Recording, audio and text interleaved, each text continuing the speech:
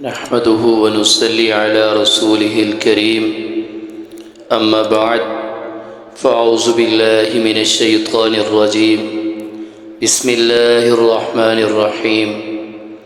پھر واجب الاحترام معزز سامعین گرامی، آج کا ہمارا درس دلوں میں محبت پیدا کرنے کے 7 سنہری اصول جو نبی پاک صلی اللہ علیہ وسلم نے ارشاد فرمائے۔ نبی پاک صلی اللہ علیہ وسلم نے فرمایا، تم اپنے آپ کو بدگمانی سے بچاؤ، کیونکہ بدگمانی سب سے زیادہ جھوٹی بات ہے، اور نہ کسی کا راز جاننے کی کوشش کرو، اور نہ کسی کی ٹوہ میں رہو، اور نہ قیمت بڑھانے کے لیے بولی دو، اور نہ آپس میں حسد کرو، اور نہ ایک دوسرے سے بغض رکھو، اور نہ ایک دوسرے سے قطع تعلق کرو، اور تم بھائی بھائی بن کر اللہ کے بندے بن جاؤ۔ عزیز دوستو، اس ارشاد نبوی صلی اللہ علیہ وسلم میں ایسی 7 باتوں سے منع کیا گیا ہے جن سے معاشرتی زندگی میں خرابی اور بے سکونی پیدا ہوتی ہے، اور دلوں میں جوڑ کی بجائے توڑ پیدا ہوتا ہے۔ اور اگر ان 7 برائیوں سے بچا جائے تو یقیناً ہماری معاشرتی زندگی محبت اور اخوت کا نمونہ بن جائے گی، اور آپس کا قلبی تعلق خوب مضبوط ہو جائے گا۔ ان میں سے پہلی بات جسے رسول اکرم صلی اللہ علیہ وسلم نے منع فرمایا ہے وہ یہ ہے کہ تم اپنے آپ کو بدگمانی سے بچاؤ، کیونکہ یہ سب سے زیادہ جھوٹی بات ہے۔ ایسا شخص جو دوسروں کے متعلق برے خیالات کو ذہن میں جمائے رکھتا ہے، وہ زندگی میں کبھی ذہنی سکون نہیں پا سکتا، بلکہ اس سے باہمی نفرت اور دلوں کی دوری پیدا ہوتی ہے، اور وہ شخص خود اپنی ذاتی زندگی تعمیری انداز میں نہیں گزار پاتا۔ رسول اکرم صلی اللہ علیہ وسلم نے دوسرا اس بات سے روکا کہ تم کسی کے راز کی تلاش میں نہ رہو، کسی کی باتوں کے ٹو میں نہ رہو۔ معاشرے میں بعض لوگوں کی یہ عادت بن جاتی ہے کہ وہ دوسروں کے عیبوں کی تلاش میں رہتے ہیں، نتیجتاً انہیں اپنے عیب نظر نہیں آتے اور وہ اپنی اصلاح نہیں کر پاتے۔ خود تو برے ہوئے، لیکن دوسروں کے عیبوں پر نظر رکھنے کی وجہ سے خود بھی دوسروں کی نگاہ میں گر گئے۔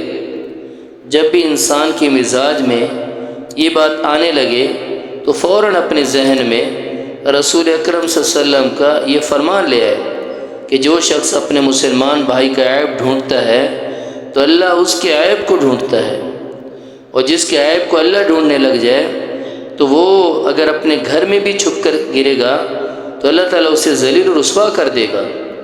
تیسری بات جس سے رسول اکرم صلی اللہ علیہ وسلم نے روکا وہ یہ ہے کہ تم کسی کی جاسوسی نہ کرو۔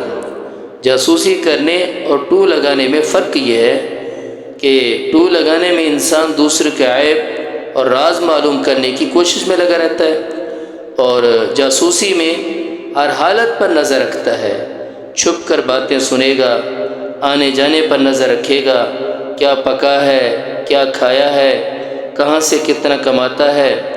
تو رسول اکرم صلی اللہ علیہ وسلم کو معاشرتی زندگی میں جاسوسی سے اس قدر نفرت تھی کہ جب ایک شخص نے دوسرے کے دروازے سے جھانکنے کی کوشش کی تو فرمایا کہ میرا جی یہ چاہ رہا ہے کہ سراغ سے اس کی آنکھ کو پھوڑ دوں۔ چوتھی بات جسے منع فرمایا ہے وہ یہ ہے کہ لا تناجشو، تم ایک چیز کے خریدنے کا ارادہ ہی نہیں رکھتے تو صرف قیمت بڑھانے کے لیے بولی مت لگاؤ، یہ دھوکہ دہی ہے اور یہ ہمدردی اور خیرخواہی کے خلاف ہے۔ اور 5واں حسد سے منع فرمایا کہ کسی کے پاس نعمتیں دیکھ کر اس کے فضل و کمال اور اس کی حالت کو دیکھ کر دل میں جلنا اور کوڑنا اور یہ چاہنا کہ اس سے یہ نعمت چھن جائے، یہ حسد کہلاتا ہے۔ یہ ایک ایسا اخلاقی مرض ہے جس کی وجہ سے انسان کی ذہنی اور جسمانی صلاحیتیں مفلوج ہو کر رہ جاتی ہیں۔ رسول اکرم صلی اللہ علیہ وسلم نے تو یہاں تک فرمایا کہ تم حسد سے بچو، کیونکہ یہ نیکیوں کو اس طرح کھا جاتا ہے جیسے خشک لکڑی کو آگ کھا جاتی ہے۔ چھٹی بات جسے منع فرمایا وہ بغض اور کینہ ہے۔ کسی کے خلاف نفرت اور دشمنی کو ذہن میں زیادہ دیر جگہ دینے کو بغض اور کینہ کہتے ہیں۔ یہی وہ دلوں میں سلگنے والی آگ ہے جس سے معاشرتی زندگی تباہ ہو کر رہ جاتی ہے۔ اور ساتویں بات قطع تعلق کی ہے، جس سے رسول اکرم صلی اللہ علیہ وسلم نے روکا۔ رشتہ داروں کو جوڑے رکھنا اور معاشرے کے افراد سے تعلق رکھنا اس کا انسان کی زندگی پر بڑا گہرا اثر پڑتا ہے۔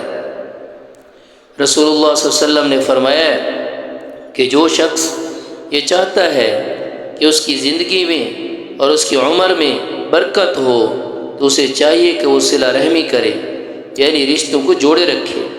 پھر آخر میں فرمایا کہ تم بھائی بھائی بن کر اللہ کے بندے بن جاؤ۔ لہٰذا اگر آج بھی انسان یہ چاہے کہ میں ایک گھر، ایک خاندان، ایک ادارے میں ذہنی اور جسمانی سکون کے ساتھ خوشگوار زندگی گزاروں تو اسے ان 7 باتوں پر بھی عمل کرنا ہوگا۔ دعا ہے اللہ رب العزت سے اللہ پاک ہم سب کو بھائی بھائی بن کر اللہ کا بندہ بننے کی توفیق عطا فرمائے، آمین۔ وآخر دعوانا ان الحمد للہ رب العالمین۔